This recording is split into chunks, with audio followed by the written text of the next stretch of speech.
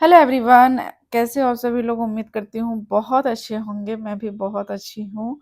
और आज छुट्टी वाला दिन है तो मैं सोची कि थोड़ा बहुत दिनों से ये वीडियो मैं शेयर नहीं की हूँ। सफाई, घर के काम और लाइफ तो चलता रहता है, लेकिन हर चीज़ हर समय पे रिकॉर्ड नहीं हो पाता, नहीं कर पाती हूँ। तो बहुत दिनों के बाद किचन क्लीनिंग जो रूटीन है मैं आपके साथ शेयर कर रही हूँ। तो थोड़ा छुट्टी वाले दिन माइंड रिलैक्स रहता है, ज़्यादा हड़बड़ी नहीं होती। काम तो डबल होते हैं बट ज़्यादा हड़बड़ी नहीं होता है, आराम से कर सकते हैं, टाइम का कोई इशू नहीं होता है।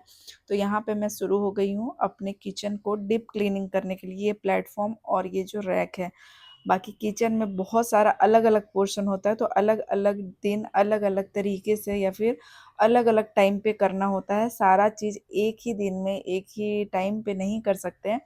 तो मेरा स्टोर रूम का अलग दिन सफाई करती हूँ, प्लेटफॉर्म के नीचे अलग दिन करती हूँ, गैस स्टोव का डीप क्लीनिंग अलग दिन करती हूँ। और यहाँ पे आज मैं लगी हूँ इस रैक को साफ करने के लिए, क्योंकि ये कांच का है ना, तो इसके ऊपर कुछ ऐसे मतलब कोई सीट वगैरह बिछा भी नहीं सकते हैं, क्योंकि वो अच्छा नहीं लगेगा देखने में।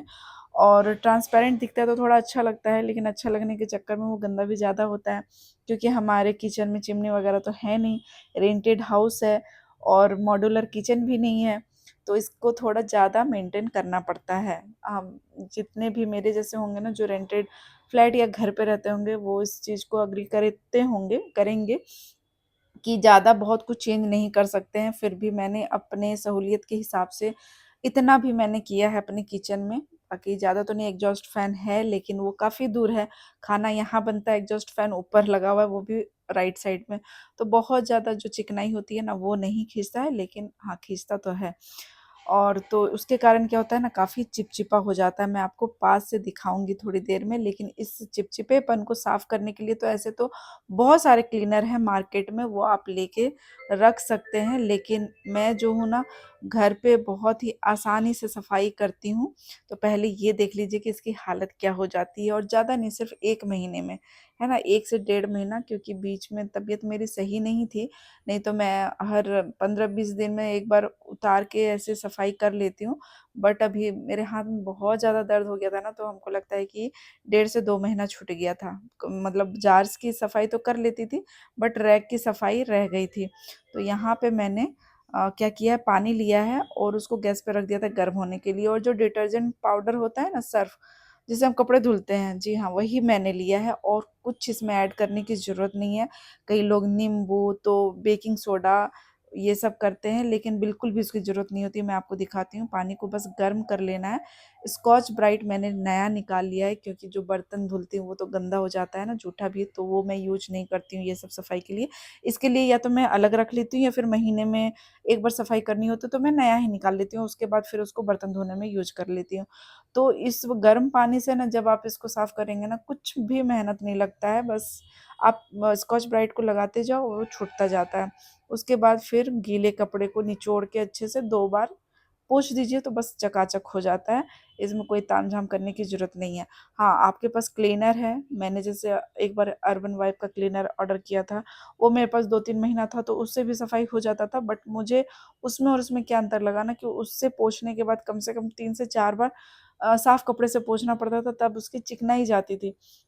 बट इस तरह से आप विम लिक्विड से या फिर सर्फ से पोंछो ना, तो 2 बार में चली जाती, साफ़ हो जाती है, मीन्स बहुत ज़्यादा मेहनत नहीं लगता है। और उसमें चिपचिपापन थोड़ा ज़्यादा होता है। तो चलिए फटाफट सफाई करते हैं।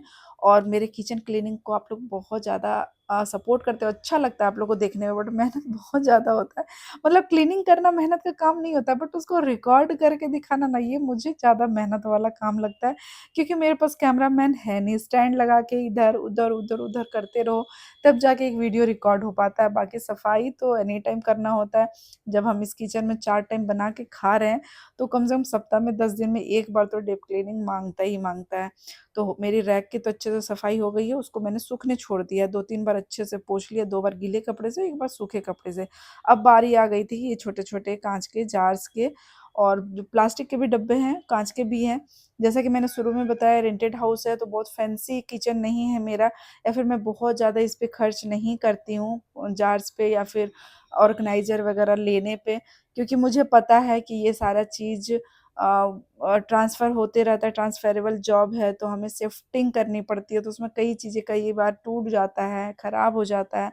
तो जितना में हमारा किचन सुंदर लगे, जितना में हमारा काम आसानी से हो सके और चलेबल, हम जो रेगुलर वाला भाषा में बोलते हैं ना, चलेबल हो, वैसा चलाना चाहिए। तो मैं बस वैसे ही चलाती हूँ। बहुत ज़्यादा ऐसे हाई-फ़ाई वाला मेरा किचन नहीं है, मैं सच बताती हूँ।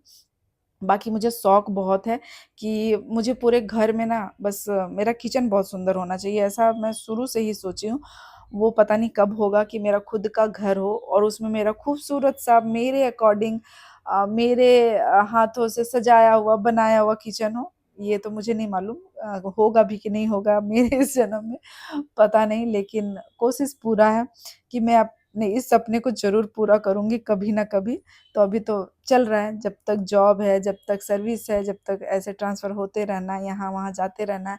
काफ़ी एक्सपीरियंस मिला इतने सालों में, छोटे किचन कहीं मिले, कहीं बड़े मिले, कहीं बहुत सारा सुविधा, कहीं बिल्कुल भी नहीं। तो इस तरह से मैं एक्सपीरियंस ले रही हूँ और इतना सारा एक्सपीरियंस होने के बाद जब कभी खुद का किचन बनेगा ना, तो वो सारा एक्सपीरियंस मैं उसमें डालूँगी कि किचन वाक़ई कैसा होना चाहिए मेरे अकॉर्डिंग, है ना?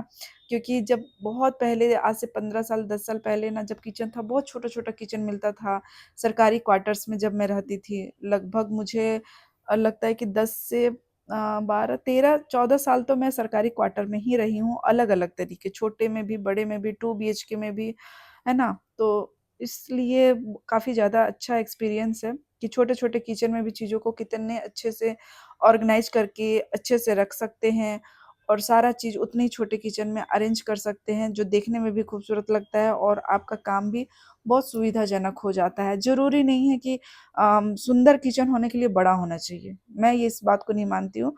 सुंदरता तो आप छोटे से छोटे जगह को भी सुंदर बना सकते हो, यदि आप में टैलेंट है तो। तो बस वही लगा हुआ है। तो चलिए यहाँ पे ना मैं गप भी करते रहती हूँ, संडे का दिन होता है तो सारे लोग घर पे होते हैं, तो काफ़ी बोलूँ ना कीमती जो कीमती समय होता है ये सैटरडे संडे जो वीकेंड का टाइम होता है। क्योंकि मंडे टू फ्राइडे ना कैसे निकलता है पता नहीं, बच्चे अपने स्कूल में, पढ़ाई में, हस्बैंड अपने ऑफ़िस में, मैं अपने काम में, यदि घर पे भी आते हैं ना दोपहर में, शाम को, तो इतना टाइम नहीं होता है कि बैठे कुछ गप करें, कुछ बातें करें, बिल्कुल भी समय नहीं होता है। इवन ऐसा कभी-कभी होता है ना कि कहीं की कुछ बातें हैं जो कि इम्पोर्टेंट होती है, पूछना होता है उनसे हमको या फिर हमको उनसे, तो वो भी कभी-कभी दिमाग से निकल जाता है। फिर ऑफ़िस चले जाते, फिर याद आता है अरे यार! ये पूछना था मुझे या फिर ये बताना था मुझे, ये तो रह ही गया। तो ऐसा होता है हम लोग की लाइफ में जो वर्किंग है, जो दिन भर घर पे नहीं रहते हैं। शाम को 1-2 घंटा टाइम मिलता है तो उसमें लगता है बच्चों की पढ़ाई है, बच्चों का स्कूल में क्या हुआ, नहीं हुआ, क्या करना, नहीं करना, ये सब थोड़ी बहुत डिस्कशन होती है डिनर टाइम पे, फिर तो जल्दी सोना होता है क्योंकि सुबह जल्दी उठना होता है। तो काफ़ी हेक्टिव लाइफ होता है बच्चों के साथ और वर्किंग मैन-वूमेन के साथ जो भी।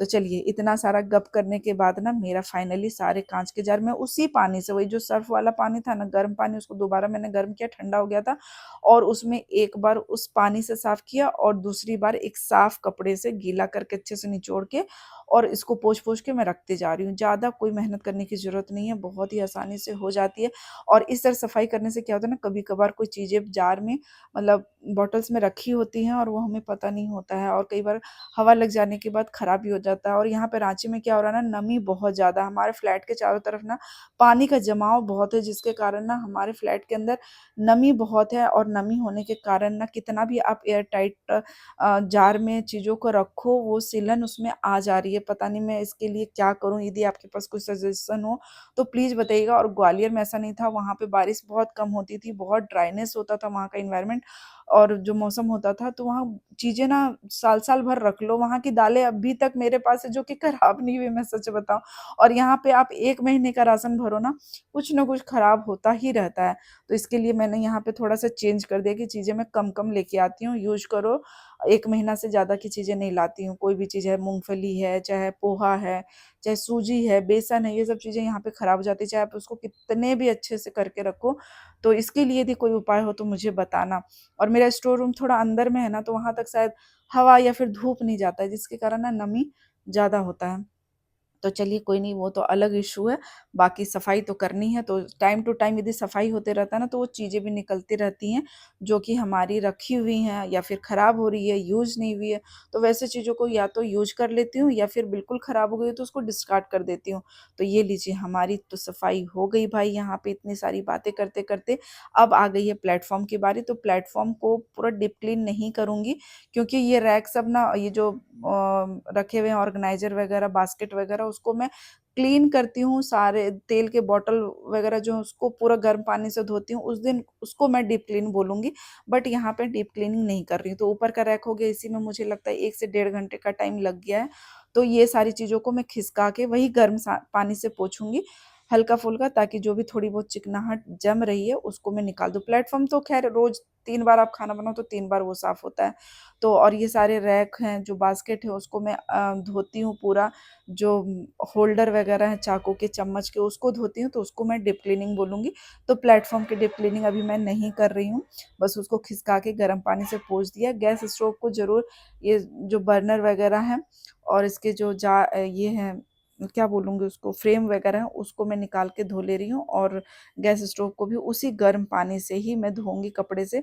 चूँकि मेरा ग्लास का ये गैस स्टोव है, तो स्कॉच ब्राइट वगैरह नहीं इस पे लगाती हूँ। कपड़े को ही गर्म पानी से करके और 2-3 बार पोंछती हूँ, ताकि उसमें स्क्रैच ना आ जाए। बाकी जो स्टील का एरिया है ना बर्नर के किनारे, उसको ज़रूर धोती हूँ स्कॉच ब्राइट से, क्योंकि उसमें कुछ गिरता है, जैसे चाय कभी उफन गया, दूध उफन गया या फिर तेल मसाला जो भी गिर जाता है ना, तो वो चिपक जाता है, फिर वो जलने लग जाता है। मैं कई-कई लोगों का देखती हूँ ना, ये जो प्लेट्स होते हैं स्टील वाले, वो बिल्कुल ब्लैक-ब्लैक हो जाते हैं।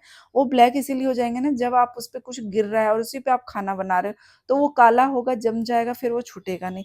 तो यदि कभी भी चाय गिरता है ना, तो मैं चाय को उतार के नीचे रख लेती हूँ, फिर उसको साफ करती हूँ, फिर दोबारा चाय बनाती हूँ, चाहे दूसरे तरफ मैं चाय रख देती हूँ। तो ऐसे करते रहिएगा ना, तो किचन हमेशा क्लीन होता है। और ये देखिए, हमारा किचन ऊपर से लेकर नीचे तक बिल्कुल हो गया है चकाचक, तो बिल्कुल भी समय नहीं लगता है। यदि हर 10 दिन में, 15 दिन में ये नियम फ़ॉलो करेंगे ना, तो आपका भी किचन हमेशा साफ और सुथरा रहेगा।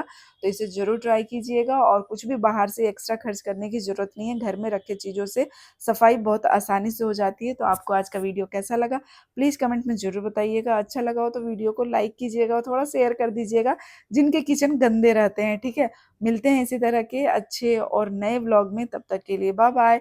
Take care, thank you for watching my all vlogs, और please keep support. Thank you.